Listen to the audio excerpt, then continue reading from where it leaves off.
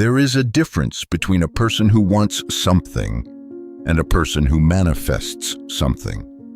Most people spend their entire lives wanting. Few, very few, ever discover how to manifest.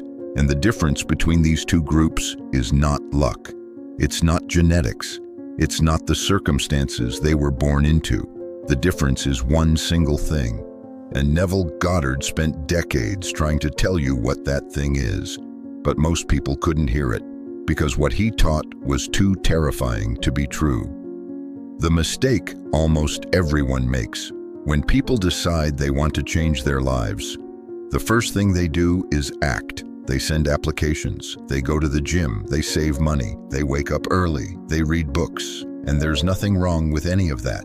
But Neville noticed something that most people completely ignore. Every action taken without the right inner state produces the same results as before. Think about it. If you carry a deep belief that you don't deserve wealth, you can work 16 hours a day and money will still slip through your fingers. If you hold the inner conviction that relationships always end badly, you can meet the most incredible person in the world, and you will unconsciously destroy that relationship. Why? Because according to Neville, the outer world is not the cause of your life. The outer world is the effect. The cause is inside you. The cause is your imagination. What Neville actually discovered. Neville Goddard was born in Barbados in 1905. He came to the United States as a young man, dreaming of becoming an actor. And it was exactly that life in the theater that shaped his entire philosophy. Because in the theater, you don't wish to be the character, you become the character. And that is precisely what Neville transposed onto reality. He said something that changed everything for those who truly understood it. Imagination is not a tool. Imagination is the reality. Imagination is not a tool you use to create reality. Imagination is reality. Let that settle for a moment. You are not using your mind to attract things from the external world. You are creating the external world with your mind. The difference may seem subtle, but it changes absolutely everything. The law of assumption. Neville's central concept was not the law of attraction. It was something more precise, more surgical. He called it the law of assumption, and it works like this.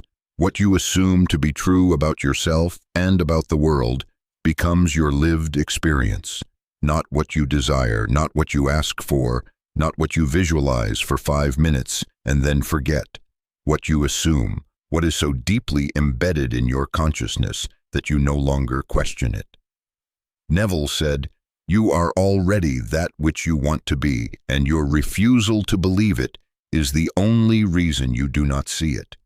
You already are what you desire to be, and your refusal to believe it is the only reason you don't see it in your life yet."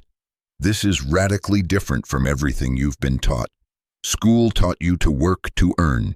Religion taught you to pray and wait. Society taught you to compare and compete. Neville tells you, assume. Now, how to manifest like a god. So how do you actually apply this? Neville developed a specific technique, and it happens in a very particular state of mind. He called it the SATS state, the state between sleep and wakefulness. That exact moment when you haven't yet fallen asleep, but you are no longer fully awake. In this state, the critical mind goes silent. The ego stops questioning, and the imagination gains direct access to the deepest layer of consciousness, what Neville called the subconscious, but what he preferred to simply call God within you. And what do you do in this state? You live the desire as if it were already real, not visualizing from the outside as if watching a movie. You step inside the scene. You feel the texture of things. You hear the sounds. You sense the atmosphere around you. You experience the emotion, not the emotion of wanting, but the emotion of already having. Neville called this sleeping into the wish fulfilled, falling asleep inside the realized desire. Because when you fall asleep with that scene pressed into your consciousness, you plant a seed in the most fertile soil that exists, the moment when your conscious self surrenders control, and the subconscious, which cannot distinguish the real from the imagined, begins to work to make it real. The mistake that destroys manifestation. But there is one mistake most people make, and Neville was very specific about it. The mistake is watching. You plant the seed, and the next morning you wake up and stare at the ground waiting for a sprout. You see nothing, and you begin to doubt, and that doubt, that anxious watching, is what pulls the seed out of the soil before it can grow. Neville used a powerful metaphor. Man's chief delusion is his conviction that there are causes other than his own state of consciousness. Man's greatest illusion is believing that any cause exists outside his own consciousness. When you doubt, you are assuming the external world has power over you. In that moment, you are manifesting the doubt itself.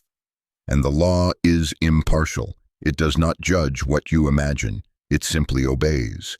If you imagine with faith, it manifests faith. If you imagine with fear, it manifests fear. If you imagine with doubt, it manifests doubt. The law does not choose, you choose, the consciousness of God. And here we arrive at the deepest point of what Neville taught.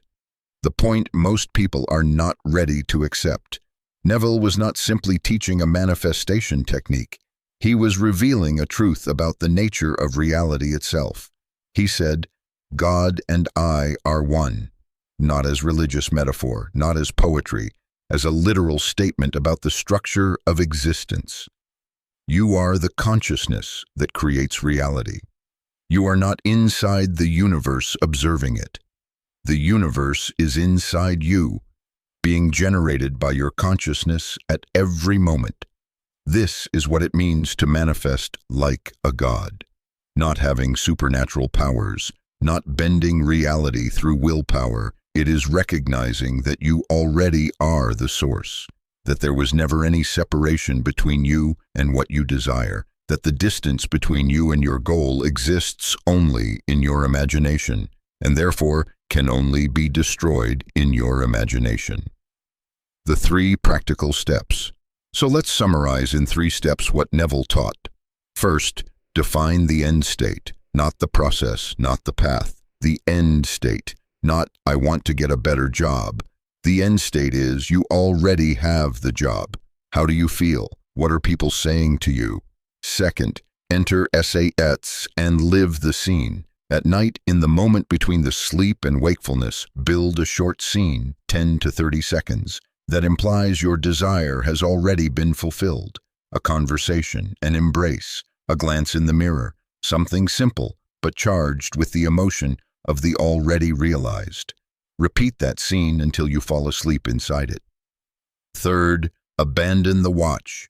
During the day, stop looking for signs. Stop calculating how it will happen. Live normally, but from the consciousness of someone who already has it. Neville said, act from the state, not toward it. The difference is everything. Most people will watch this video. They'll find it fascinating. They'll think, what an interesting concept. And they'll go on living exactly as before. Why? Because assuming is terrifying. To assume that you already are what you desire to be means giving up your story as a victim. It means stopping the blame, the past, the circumstances, the other people. It means accepting total, absolute, inescapable responsibility. And that, for most people, is the heaviest weight there is. But for those willing to carry that weight, the world transforms. Not because something magical happened out there, but because something shifted in here.